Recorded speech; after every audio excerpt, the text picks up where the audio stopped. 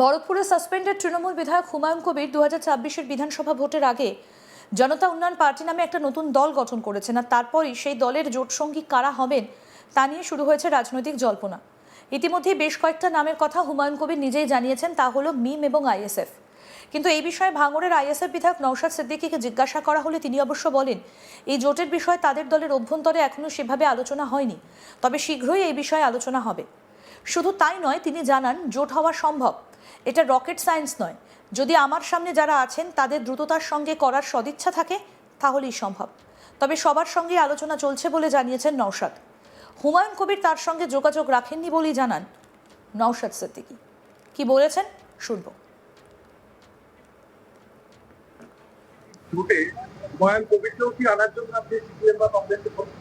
দেখুন, আমাদের এই যে প্রশ্নটা করেছেন, আমাদের আগামীকাল আমাদের রাজ্য কমিটির মিটিং আছে। 21শে জানুয়ারির জন্য আমাদের কিছু আলোচনা ওটা পোস্টপন্ড ছিল। আগামীকাল আমাদের আলোচনা হবে। আলোচনায় কি আলোচনা হয়ে উঠে আসছে তার পরবর্তীতে কোশ্চেনগুলো আমি বলতে পারবো। তার পূর্বে ইতিপূর্বে আমাদের এই ধরনের কোনো আলোচনা হয়নি। এই মাসের মধ্যে আমি সর্বোচ্চ চেষ্টা চালাচ্ছি। তবে এই হওয়া সম্ভব, এটা রকেট সায়েন্স নয়।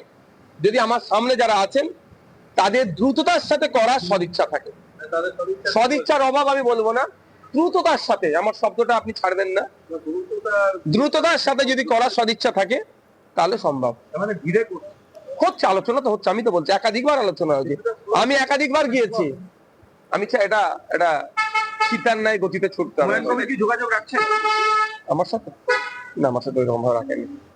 তাহলে এবারে কংগ্রেস, আইএসএ, বামপন্থী, হুমায়ুন কবির সবাই মিলে তো এখনো পর্যন্ত কিন্তু আমরা ডিক্লেয়ার করিনি, করলেই জানতে পারবো। তার সঙ্গে কংগ্রেসের সঙ্গে আর সম্ভাবনা আছে না? কারণ কিছু থেকে আপনি চিঠি দিয়ে পাল্টা কিন্তু এখনো পর্যন্ত তাদের তরফ থেকে বরং তারা একলা চলার কথাই বারবার তারা তাদের অবস্থান রাখতে পারে, এখানে কোনো সমস্যা নেই।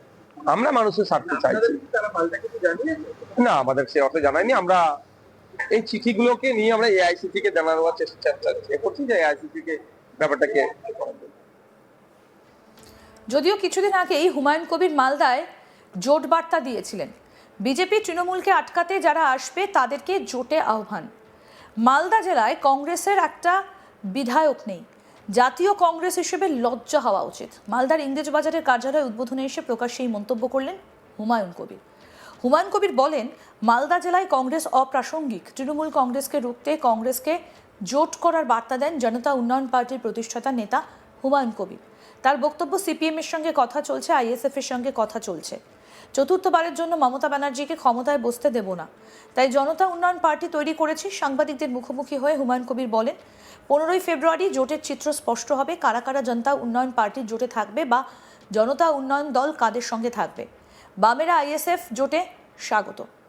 আর যদি এককভাবে প্রার্থী দিতে হয় তাহলে 294টির মধ্যে 182 থেকে 184টা আসনে প্রার্থী দেব, আর জোট হলে আসন সমঝোতা করে প্রার্থী দেওয়া হবে। তিনি বলেন, মমতা ব্যানার্জি শুধু বিরোধিতা করলে হবে না, যদি আসল মমতা ব্যানার্জিকে সরাতে হয় তাহলে অধীর চৌধুরী এবং ঈশা খান চৌধুরীদের ভাবতে হবে। কি বলছেন বাবরি মসজিদের পৃষ্ঠপোষক হুমায়ুন কবির, শুনব। আমরা বলেছি যে মমতা বন্দ্যোপাধ্যায়ের দুর্নীতির বিরুদ্ধে আমাদের লড়াই। এই সরকারটা দুর্নীতিতে ডুবে আছে, কর্মসংস্থান নেই, শুধু খেলা মেলা, মন্দির, তারপরে ইমাম ভাতা, ইমামদের ভাতা দেয় মাত্র 3000, আর 10,000 টাকা দিয়ে দুর্গাপুজোর অনুদান শুরু করেছিল, আজকে 2025-এ দিচ্ছে 1,10,000 করে। এই যে বাংলার মানুষের ঋণের বোঝা, যেদিন ক্ষমতায় এসেছিল 2 লাখ কোটি টাকা ঋণ ছিল, আজকে 8 লাখ কোটিতে পরিণত হয়েছে। এর একটা সমাধান তো দরকার, নাহলে বাংলার মানুষ আগামী দিনে কোথায় যাবে? বাংলাকে বাঁচাতে হবে। সেই দায়বদ্ধতা যদি কংগ্রেসের থাকে নিশ্চয়ই আসবে, যদি সিপিএম এর থাকে তাহলে নিশ্চয়ই আসবে, আইএসএফ এর থাকলে নিশ্চয়ই আসবে।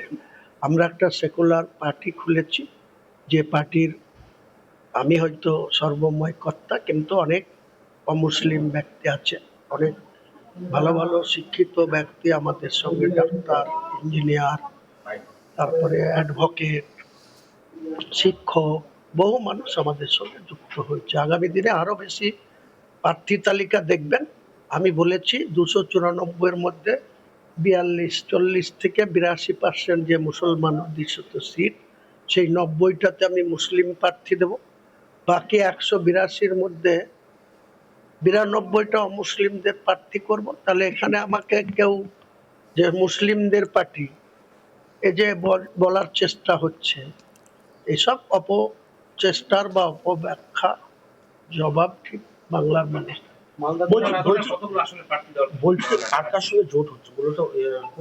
আমি এখন পর্যন্ত আমি তো বলেছি যে তৃণমূল এবং বিজেপির বিরুদ্ধে যারাই আসতে চাই আমি ওয়েলকাম জানিয়ে রেখেছি। এখন তাদের নিজেদের অভ্যন্তরে অনেক রকম আলোচনা হচ্ছে, সেটা আপনাদের কাছে এখন প্রকাশ করা যাবে না।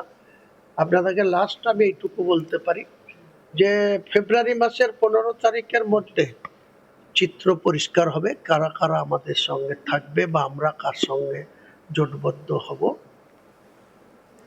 হুমায়ুনের জোট বার্তায় তাকে স্বাগত জানিয়েছে মিমের জেলা সভাপতি রেজাউল করিম। কি বলেছেন শুনবো। আমাদের জোট নিয়ে কোনো সমস্যা নেই। আমাদের রাজ্য সভাপতি ইমরান সোলাঙ্কি সাহেব এবং আমাদের হাইকমান্ড ব্যারিস্টার আসাদুদ্দিন ওবেসি সাহেব, ইনাদের সিদ্ধান্তই আমাদের চূড়ান্ত সিদ্ধান্ত। ওনারা যা নির্দেশ দিবেন আমাদেরকে, সেই নির্দেশ অনুযায়ী আমরা প্রত্যেকটা জেলায় কাজ করার সিদ্ধান্ত নেব।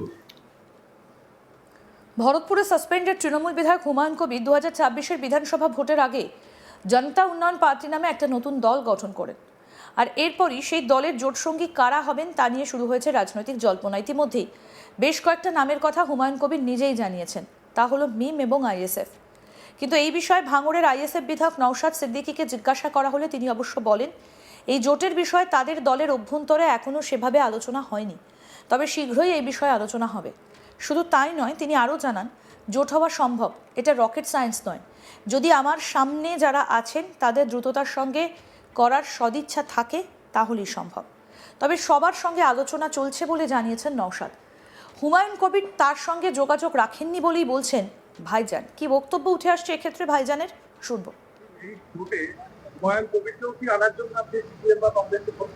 দেখুন, আমাদের এই যে প্রশ্নটা করেছেন, আমাদের আগামীকাল আমাদের রাজ্য কমিটির মিটিং আছে। 21শে জানুয়ারির জন্য আমাদের কিছু আলোচনা পোস্টপন্ড ছিল। আগামীকাল আমাদের আলোচনা হবে। আলোচনায় কি আলোচনা হয়ে উঠে আসছে তার পরবর্তীতে কোশ্চেনগুলো আমি বলতে পারবো। তার পূর্বে ইতিপূর্বে আমাদের এই ধরনের কোনো আলোচনা হয়নি। এই মাসের মধ্যে আমি সর্বোচ্চ চেষ্টা চালাচ্ছি।